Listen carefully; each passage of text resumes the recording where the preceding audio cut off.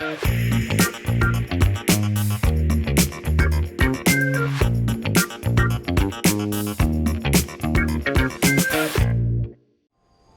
been thinking about me and Julia. She was a secretary for a government agency, and I am too. A really nice guy married her. A really nice guy married me. Both of us were lost, and both of us were saved by food in some way or other. So, major overlaps, but let's face it, I am not Julia Child. Julie and Julia is a 2009 American biographical comedy film, directed by Nora Ephron. It blends two true stories that intertwine the lives of two women, Julia Child, played by Meryl Streep, and Julie Powell, played by Amy Adams, who are separated by time but connected by their love of cooking. Julia Child is a spirited woman living in Paris with her husband, Paul, a diplomat. In an attempt to fill her time, she initially considers hat making and bridge. But these hobbies don't satisfy her.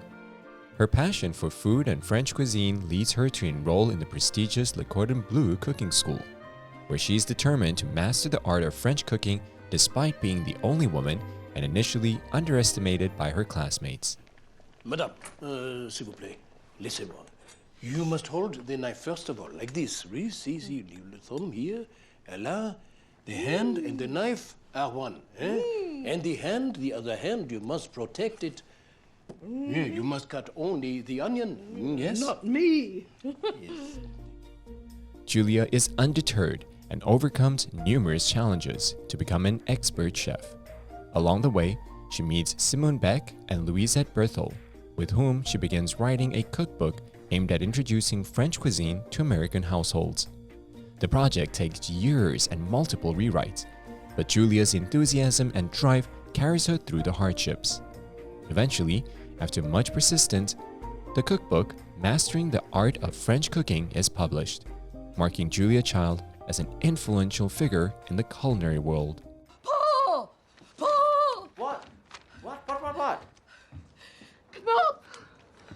Knopf wants to publish our book. Is it Knopf or Knopf? Who cares? Who cares? They want to offer us an advance of $1,500. Oh my God! We believe that your book will do for French cooking here in America. What Rombauer's The Joy of Cooking did for standard cooking, and we will sell it that way! Julie Powell is a frustrated, aspiring writer in her early 30s, working in a government call center in post-9/11 New York City.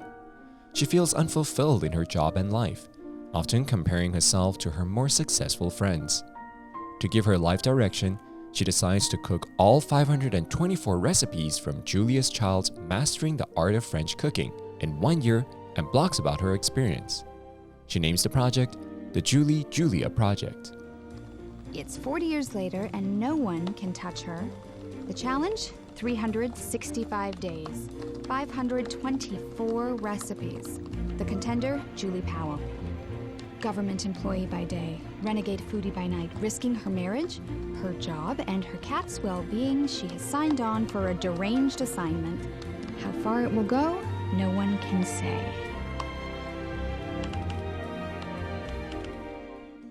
At first, Julie struggles with the enormity of the task. She faces kitchen disasters, personal frustrations, and the overwhelming pressure to stick to her timeline. Her blog, however, begins to gain followers, and she finds purpose and joy in her culinary journey. As she works through the recipes, she also reflects on her own insecurities, marriage to her supportive husband Eric, and how cooking helps her find a sense of accomplishment.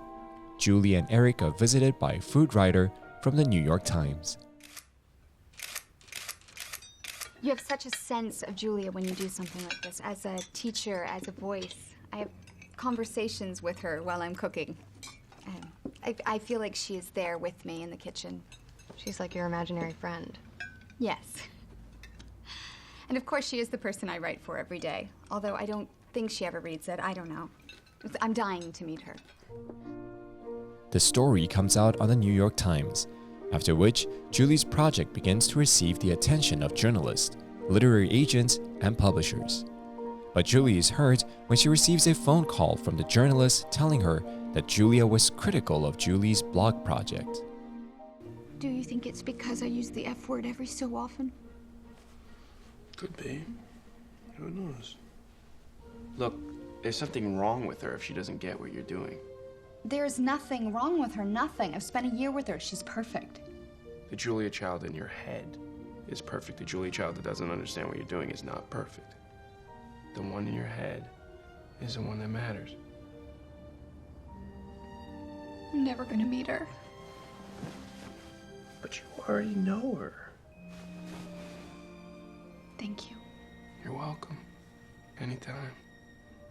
Despite this, Julie finishes her project, realizing that the journey was about more than earning Julia's approval. It was about finding herself.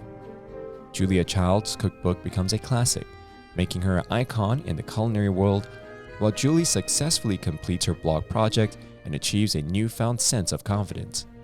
Julie's blog gains widespread recognition. Together along with her friends, Julie celebrates the end of her project. Thank you. La pièce de résistance. 365 days, 524 recipes. Thank you, guys. Julie and Eric visit a reconstruction of Julia's kitchen at the Smithsonian Institution. And Julia, in the same kitchen at her home, receives first print edition of her cookbook and celebrates the event with Paul. Julie and Julia emphasizes themes of passion, perseverance, and self-discovery. Both women embark on personal journeys to improve their lives through cooking, with Julia paving the way for women in the culinary world and Julie finding purpose through her dedication to the blog project. The film celebrates the joy of cooking, the importance of finding fulfillment in personal pursuit, and the idea that one can find meaning and success by following their passion. 接下来我们来揭晓今天的学习内容。The phrase "no one can touch her" is an idiomatic expression that means someone is so skilled, accomplished, or untouchable in a certain area that no one else can rival or surpass them. It conveys a sense of superiority or invincibility in a particular context. For example, after she landed the huge deal, no one can touch her in the business world.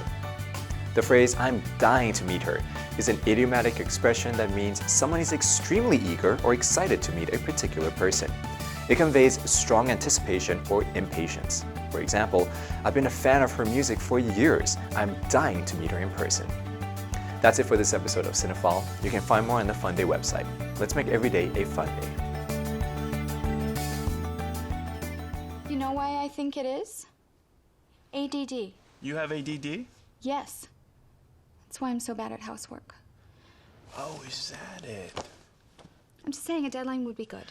So a deadline. I love deadlines. I love the sound they make as they go whooshing past.